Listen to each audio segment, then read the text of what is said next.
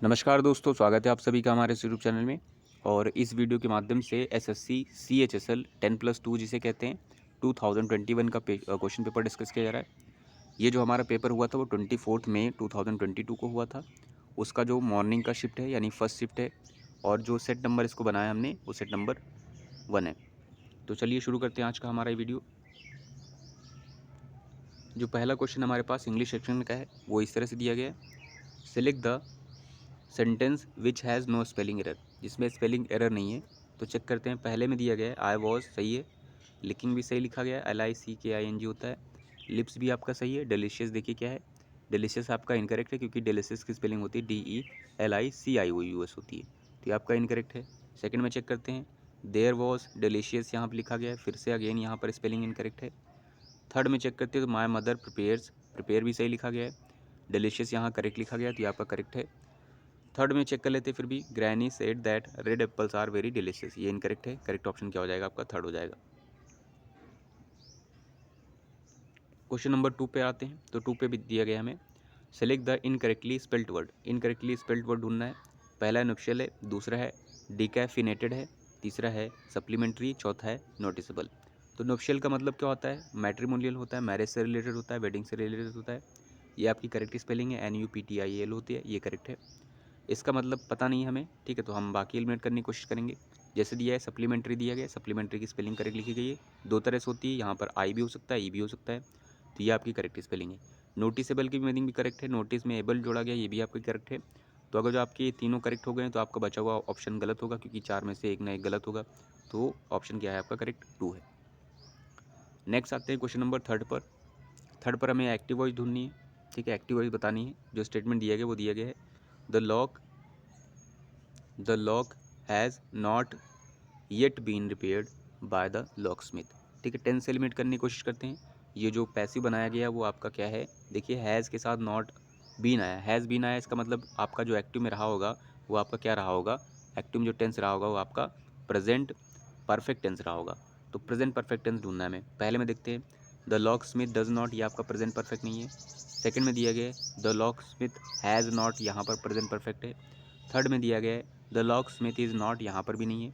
Fourth में दिया गया है द लॉक स्मिथ हैड, ये आपका प्रेजेंट परफेक्ट नहीं है। तो करेक्ट ऑप्शन क्या हो रहा है आपका? सेकंड वन करेक्ट हो रहा है।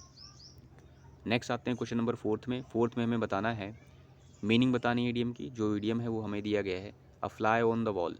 पहला जो मीनिंग दी गई है अ विजिलेंट सिक्योरिटी गार्ड है, दूसरी मीनिंग है एन अनपरसीव्ड ऑब्जर्वर है, तीसरे में दिया गया है वेरी इंटेलिजेंट पर्सन, चौथे में दिया गया है अनवेलकम गेस्ट। आपका करेक्ट ऑप्शन क्या हो जाएगा?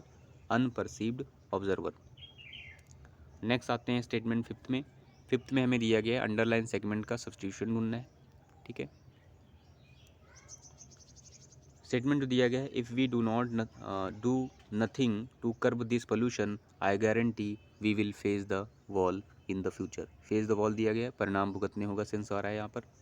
तो इसके लिए कौन सा सब्स्टिट्यूशन है? पहला जो दिया गया फेस द विंड है, दूसरा है फेस द म्यूजिक, तीसरा है फेस द डार्क, चौथा है फेस द स्टिक। आपको पता है इसका मतलब क्या होता है?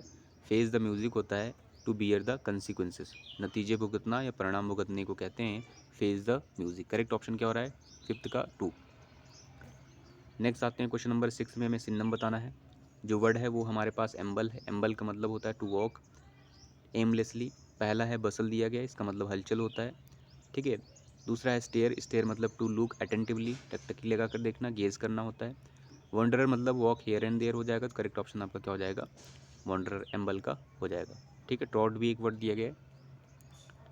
नेक्स्ट आते हैं, हमारे पास दिया गया है सेवन्थ में दिया गया है अप्रोप्रिएट सिनोनिम ढूंढना है हमें, ठीक है। वर्ड जो हमारे पास बेनिवलेंस है। देखिए बेन मतलब क्या होता है? गुड होता है, ठीक है, इसका मतलब गुड हो जाएगा। एंड वोल मतलब क्या होगा आपका? विश हो जाएगी। तो इस तरह से जब आप गुड विश करते हैं एक तरह से, तो उसे क्या कहेंगे? उस एक्टिविटी को कहेंगे, क्योंकि ये सी बता रहा है ये नाउन है, तो उसे कहेंगे बेनिवलेंस, मतलब उपकारिता कह सकते हैं, या फिर कृतज्ञता, या फिर कुछ ऐसे ही गुड सेंस में रहेगा इसका सेंस, ठीक है, बेनिवलेंस। इसके लिए जो दिया गया है पहला है सिवियरिटी है। सिवियरिटी मतलब क्या होता है? कठोरता हो सकता है, सिवियर से बना है। मेल बैलेंस इसका जस्ट अपोजिट हो जाएगा, तो ये आपका एलिमिनेट हो रहा है, ये भी आपका एलिमिनेट हो रहा है। कंपैशन आपका ये उसका करेक्ट हो जाएगा सिनोनिम्स। और इम्पैशन मतलब आवेग होता है, तो ये आपका इनकरेक्ट हो रहा है। करेक्ट ऑप्शन क्या हो रहा है आपका? थर्ड हो रहा है, सेवेंथ का थर्ड। नेक्स्ट आते हैं क्वेश्चन नंबर 8 में। 8 में हमें बताना है, सब्स्टिट्यूशन ढूंढना है, ठीक है, फिलअप करना है हमें, सॉरी। पहला दिया गया, everyone knows that the future of all life on earth will be dash if people don't control the contaminations of the environment, ठीक है, इस तरह से दिया गया है। ऑप्शन दिए गए हैं, पहला दिया गया डेंजरस दिया गया है, दूसरा दिया गया डेंजर्ड इंडेंजर्ड दिया गया, तीसरा है डेंजर्ड है, तीसरा है, चौथा है डेंजर। यहाँ देखिए क्या लिखा था, life on the earth will B, इसका मतलब है यहाँ वी थर्ड आएगा। वी थर्ड आएगा तो देखिए कहाँ पर वी थर्ड है, पहले वाले ऑप्शन में एडजेक्टिव दिया गया, ये एलिमिनेट हो जाएगा। यहाँ पर वी थर्ड है, यहाँ पर वी थर्ड है, और फोर्थ वाले में नहीं है, ठीक है। तो यहाँ पर नहीं था, यहाँ पर नहीं था, इस दोनों में है। अब यहाँ पर बोला गया था कि everyone knows that the future of all life, जितनी भी लाइफ है अर्थ पर, वो सभी के सभी डैश हो जाएंगी। जब आपका किसी जीवन या फिर स्पीसीज का संकट होता है तो उसे क्या कहते हैं, इंडेंजर्ड कहते हैं, उसे डेंजर्ड नहीं कहते हैं। तो आपका करेक्ट ऑप्शन क्या हो जाएगा, इंडेंजर्ड हो जाएगा। 8th का ऑप्शन हो रहा है 2। नेक्स्ट आते हैं, नेक्स्ट में हमें दिया गया है, हमें अंडरलाइन पार्ट का सेगमेंट ढूंढना है, सब्स्टिट्यूशन ढूंढना है। जो दिया गया वो दिया गया है, do you mind me to being here while you are working. पहला ऑप्शन देखिए यहाँ पर नो सब्स्टिट्यूशन वाला नहीं दिया गया, इसका मतलब ये वाला आपका पोर्शन गलत लिखा गया है। अगर ये पोर्शन गलत लिखा गया तो इसके लिए करेक्ट क्या होगा, डू के साथ आप देखिए डू फिक्स है, यहाँ पर अंडरलाइन किया गया, इसका मतलब डू एज इट इज़ रहेगा। तो डू के साथ आप कैन यूज़ करेंगे क्या, पहले ऑप्शन में देखेंगे यू कैन, देखिए डू आपने हेल्पिंग यूज़ कर लिया तो आपका कैन नहीं आएगा, तो ये आपका एलिमिनेट हो जाएगा। सेकंड में आते हो तो लिखा गया है डू यू माइंड्स, देखिए डू यू आप डू यूज़ कर रहे हैं, फिर सब्जेक्ट आया, फिर माइंड में आप एस क्यों लगा रहे हैं, ये आपका एलिमेंट हो जाएगा। थर्ड में आते हो तो लिखा गया है डू यू माइंड, लिखा गया मी बीइंग, ये आपका करेक्ट हो सकता है। फोर्थ में आते हैं यू, फिर से विल है, आपने फ्यूचर हेल्पिंग ऑफ यूज़ की तो आपका इनकरेक्ट हो जाएगा। तो करेक्ट ऑप्शन आपका थर्ड हो रहा है। नेक्स्ट आते हैं क्वेश्चन नंबर 10th में। 10th में हमें सिनोनिम बताना है। जो वर्ड है हमारे पास रिनॉन्स है, इसका मतलब क्विट होता है, डिजर्ट होता है, फोर्सेक होता है, ठीक है। पहला हमारे पास कॉन्डम होता है, इसका मतलब रिलीज़ कर देना, ऐसे ही जाने देना, ठीक है। दूसरा हैम्पर मतलब किसी चीज़ में बाधा डालना होता है। तीसरा है प्रिवेंट मतलब रोकना होता है। फोर्सेक मतलब त्यागना होता है। तो आपका करेक्ट ऑप्शन क्या हो जाएगा, फोर्सेक हो जाएगा 10th का फोर्थ। 11th में दिया गया हमें सब्स्टिट्यूशन ढूंढना है। जो स्टेटमेंट है वो है Peter is studying hard to have score in the exams. देखिए हैव लिखा गया है, टू हैव स्कोर लिखा गया है, यहाँ नो रिक्वायरमेंट वाला नहीं है, इसका मतलब ये आपका गलत है। अगर ये गलत है तो इसके लिए करेक्ट क्या हो जाएगा, देखिए टू के साथ आप क्या क्या यूज़ कर सकते हैं, टू प्लस वी होता है, बी के बाद वी थर्ड होता है आपका, और टू प्लस वी वन होता है। टू प्लस वी वन होता है, इन्फिनिटिव केस चलता है। आप देखते हैं ये वाली चीज़ें कहाँ हैं, पहले में two plus I N G लगाया गया तो ये आपका एलिमेंट हो जाएगा। टू प्लस हैव लिखा गया, ये भी आपका एलिमेंट हो जाएगा।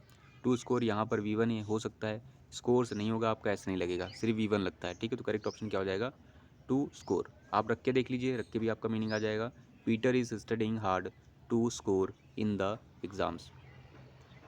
नेक्स्ट आपका स्टेटमेंट है, क्वेश्चन नंबर 12th है। 12th में बताना है हमें, एरर बतानी है, ठीक है।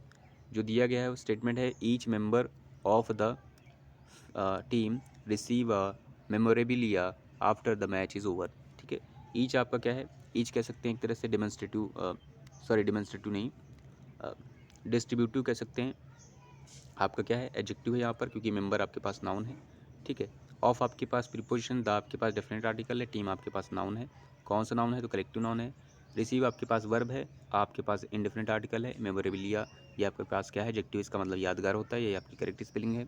आफ्टर आपके पास प्रीपोजिशन है, द आपके पास डेफिनेट आर्टिकल है, मैच आपके पास नाउन है, इज़ आपके पास हेल्पिंग वर्ब है, और अगेन ओवर आपके पास कह सकते हैं एक तरह से प्रीपोजिशन है, ठीक है। प्रीपोजिशन या दूसरा इसका टर्म दूसरा होता है तो दूसरे टर्म में भी कह सकते हैं इसको, ठीक है। ये जो स्टेटमेंट लिखा गया है इसमें एरर कहाँ पर है, देखिए चेक करते हैं। ईच आपका है, ईच पर each member of the team, ठीक है। इस तरह से दो नाउन लिखे गए हैं, ये एक ये नाउन है और एक ये नाउन है, सॉरी ये प्रीपोजिशन और एक ये नाउन है, ठीक है।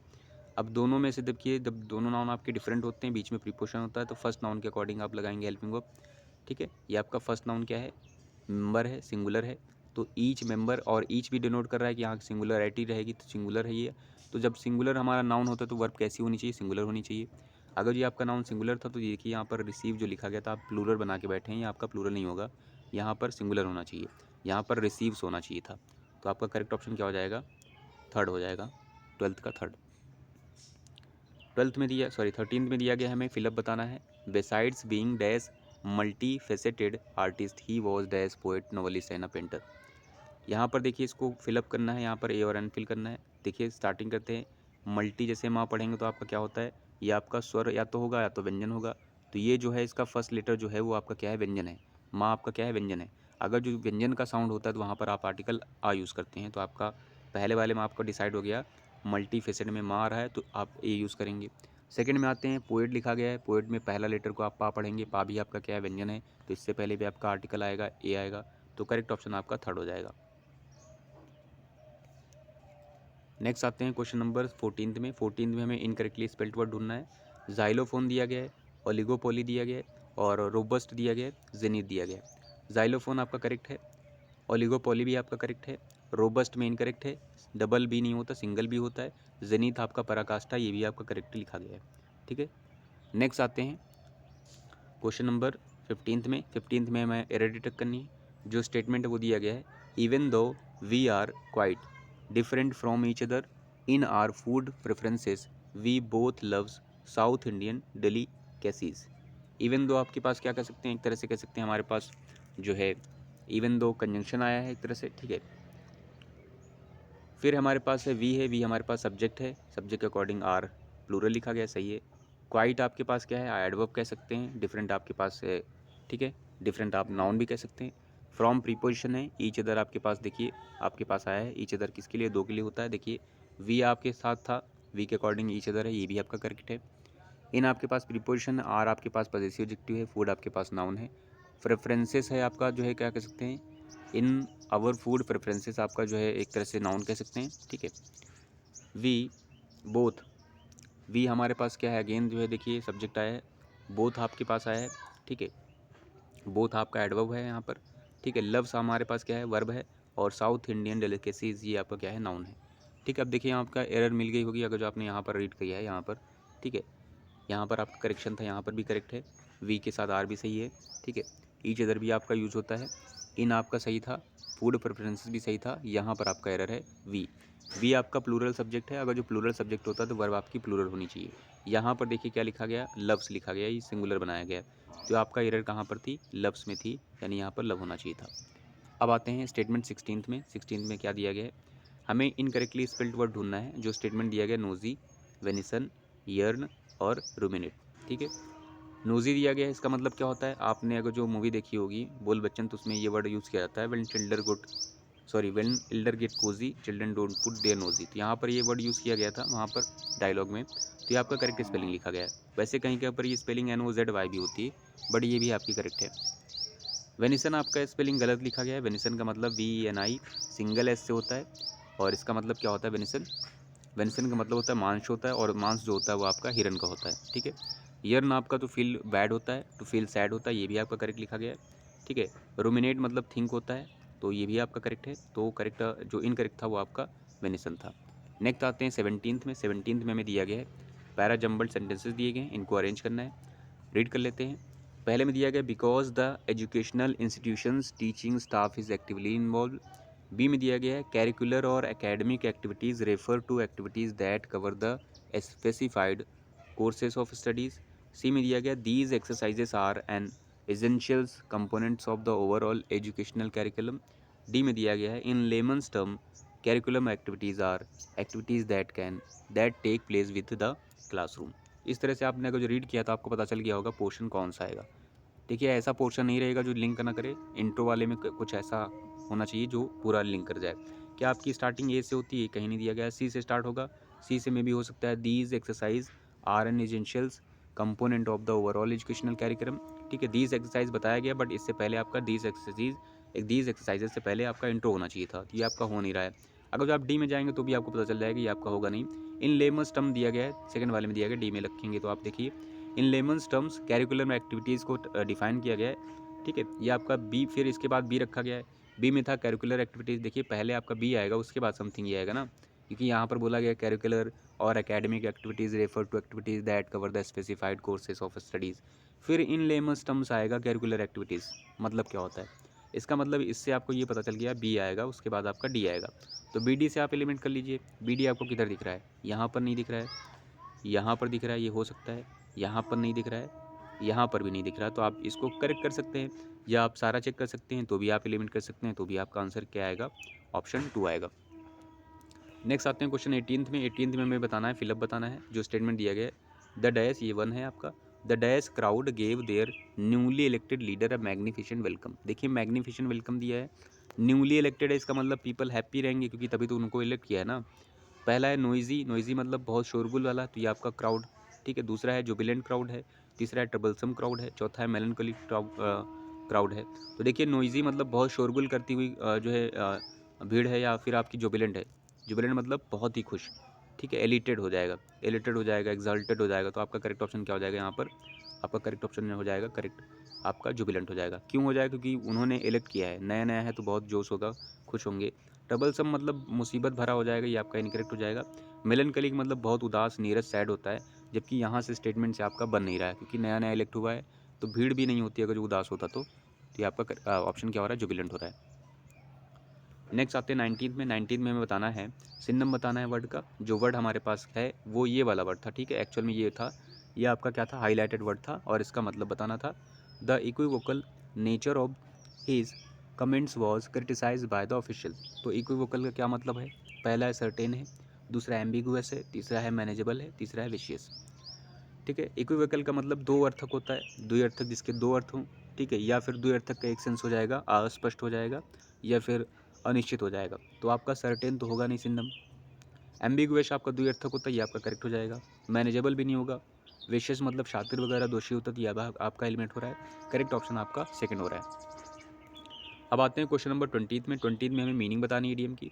जो इडियम है वो दिया गया है इन द सेम बोट, यह काफ़ी रिपीटेड है। इसके लिए पहला ऑप्शन दिया गया है to go in the same direction as one else, दूसरे दिया गया है to be in the same difficult situation as someone else, तीसरा दिया गया है to share profits with someone else, चौथे में दिया गया है to gain undue advantage with others. तो इसका करेक्ट ऑप्शन क्या होता है, to be in the same difficult situation, correct option आपका 2 हो रहा है।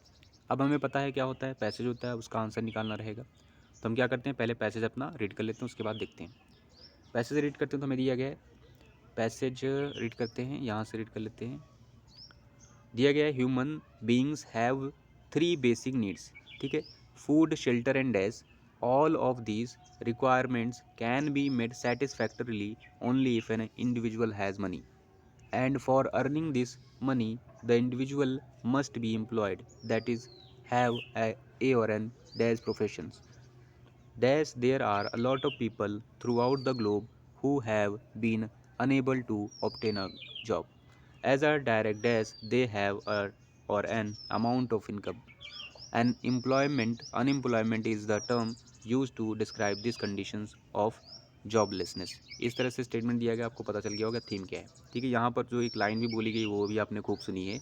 यहाँ बोला गया है human beings have 3 basic needs. कौन सी 3 बेसिक नीड्स हैं, आपको पता है क्या होता है। फूड, शेल्टर एंड डैश रखा गया, डैश में क्या है, पावर है, वाटर है, क्लोथिंग है और मनी है। तो क्या होता है, फूड, शेल्टर एंड क्लोथिंग। तो आपका करेक्ट ऑप्शन क्या हो जाएगा, आपका क्लोथिंग हो जाएगा, ठीक है। नेक्स्ट आते हैं 21 के बाद 22 में देखते हैं क्या लिखा गया है, ठीक है।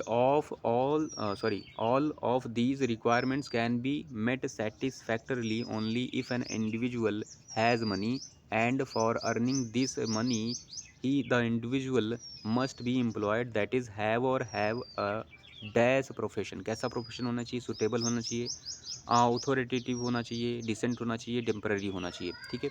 देखिए यहाँ पर आर्टिकल लगे हुए हैं, तो आपका क्या हो जाएगा, कैसा प्रोफेशन होना चाहिए, ठीक है, मनी कमाने के लिए। सुटेबल है, पर्याप्त होना चाहिए, आपका ये हो सकता है। अथॉरिटेटिव मतलब आधिकारिक होना चाहिए, आपका एलिमेंट हो जाएगा। डिसेंट मतलब बहुत अच्छा होता है, तो ये भी आपका ज़रूरी नहीं है। सुटेबल दूसरा सेंस है, बहुत अच्छा दूसरा सेंस है, ठीक है।